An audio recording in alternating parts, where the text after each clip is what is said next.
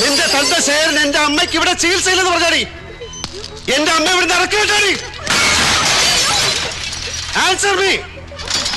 എന്റെ അമ്മയെ കൊന്നലടി. മംഗലശ്ശേരി നീലകണ്ഠൻ പണ്ട് ദേ കാണിച്ചതാ കൈവെട്ടി എടുത്തപ്പം. കാർത്തികേയനത് കാണിക്കില്ല, തലയെറിഞ്ഞ് തള്ളും. എന്റെ അമ്മയുടെ സൂപ്പർ സ്പെഷ്യാലിറ്റി ഈ കോപ്പെല്ലാം പൊളിച്ച്. എന്റെ പാവ അമ്മയ്ക്ക് ചികിത്സ ഇല്ലാത്ത ഈ ഹോസ്പിറ്റലിൽ ഇല്ലേ?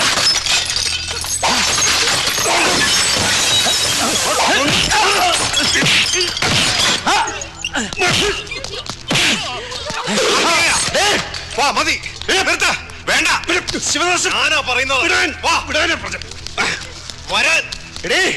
ഇവിടെ കൊണ്ട് തീരുന്നില്ലെന്നും അത്രയ്ക്ക് വലിയ മുറിവാ എന്റെ ഉള്ളിൽ വീണത്. അത് ഉണങ്ങാൻ കണ്ണീരെ വീഴ്ച ആരുടേതായാലും ഇങ്ങോട്ട് വരാൻ ഞാനാ പറയുന്നത്.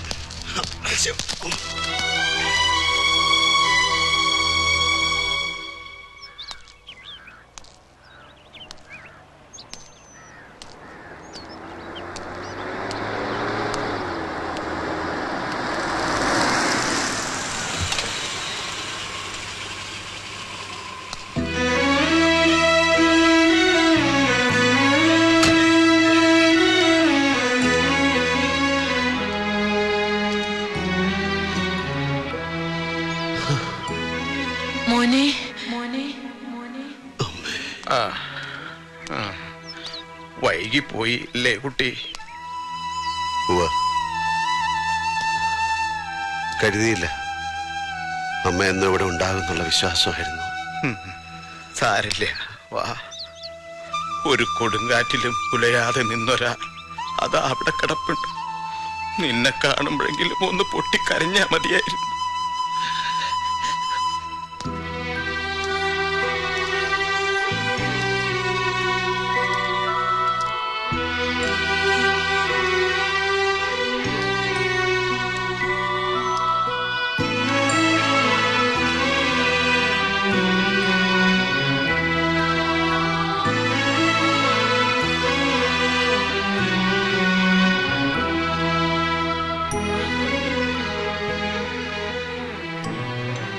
ഒരുപാട് തിരക്കുകൾക്കിടയിൽ വീട് മറന്നു, അമ്മയെ മറന്നു. പട്ടടയിൽ കൊള്ളിവെക്കാൻ അതിനെന്തേ ഉണ്ടായില്ല. അവള് പുറത്തോളം എന്തിനാ പക്ഷെ ആശുപത്രി തല്ലിപ്പൊളിക്കാൻ പോയേ? അതുകൊണ്ട് എന്താ കാര്യം? തിരിച്ചു വരുവോ പോയവര്? എന്താ നീ അങ്ങനെ കാട്ടിയേ? തെറ്റും ശരിയൊന്നും ചിന്തിച്ചില്ല. അങ്ങനെ തോന്നി ചെയ്തു. എന്തിന്? അവന്റെ അച്ഛന്റെ പേര് മംഗലശ്ശേരി നീലകണ്ഠൻ ആയതുകൊണ്ട് പോയിക്കോ. തെക്കേ കണ്ടെത്തി ചെന്ന് അമ്മയോട് പറയാനുള്ളത് പറയേ.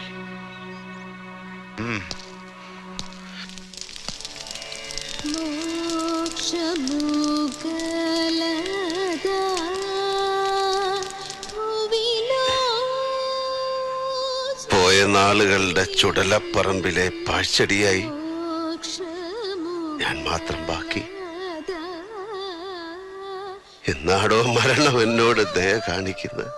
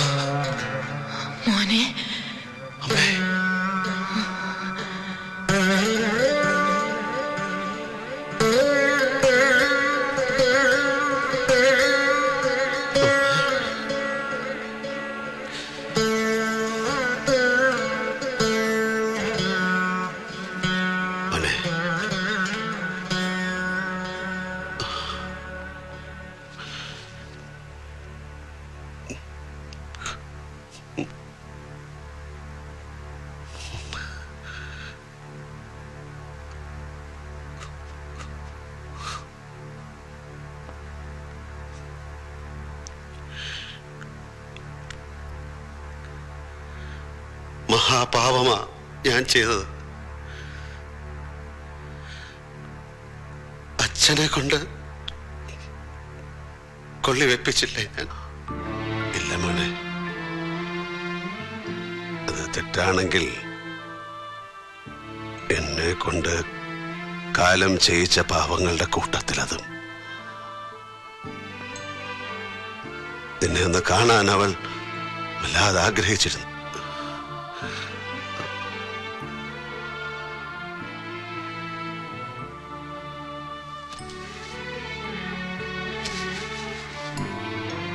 നിന്നോടെന്തോ പറയാനുണ്ടായിരുന്നു അവക്ക്.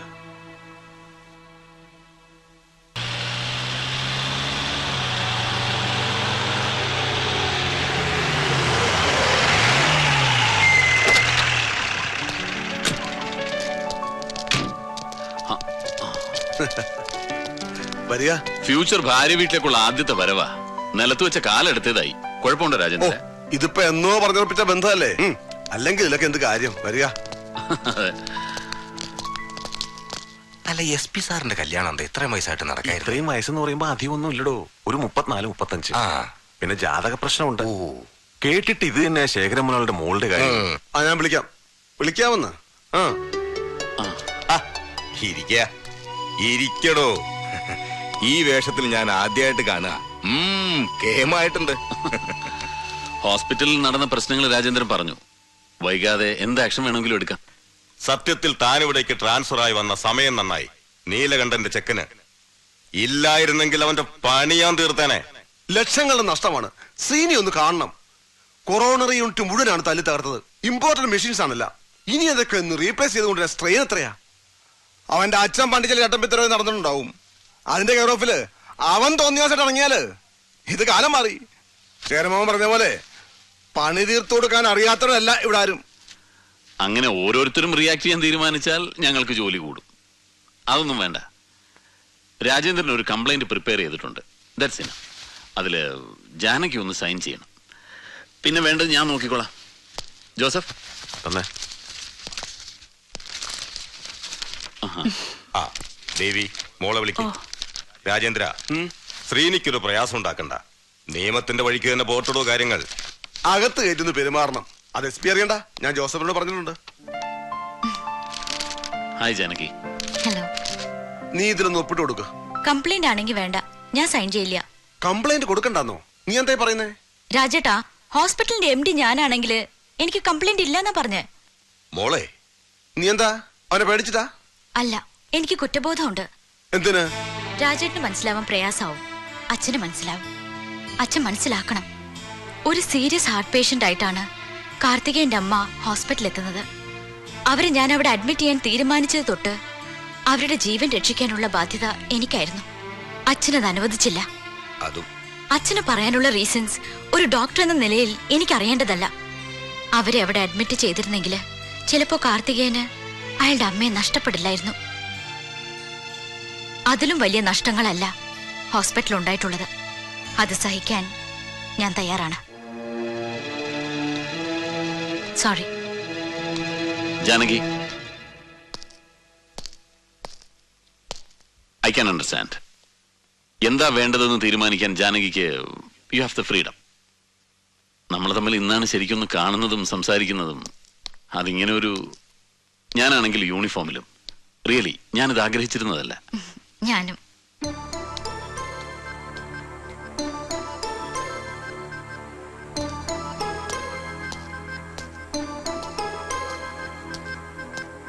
ഞാൻ ഇറങ്ങുന്നു.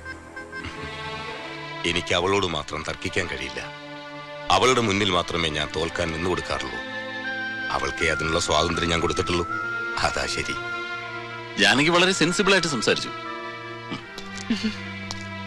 വരട്ടെ രാജേന്ദ്ര.